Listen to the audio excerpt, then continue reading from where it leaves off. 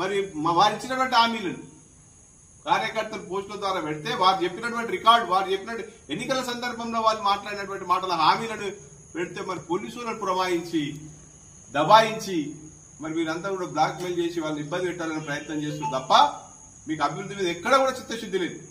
ఏం అభివృద్ధి చేసి అప్పుల రాష్ట్రంగా మాట్లాడిన నిన్న కాంగ్రెస్ నాయకులు ప్రెస్ మీట్ లో మాట్లాడారు.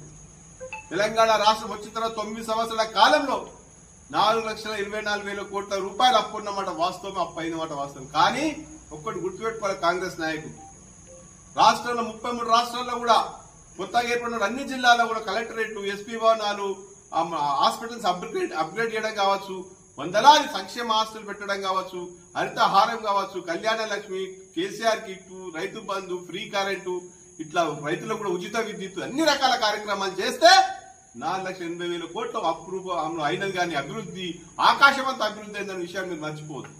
సంవత్సర కాలం 18 నెలలు 19 నెలల కాలంలో ఒక ఇటుక పెట్టింది లేదు, తట్టెడు సిమెంట్ వేసింది లేదు.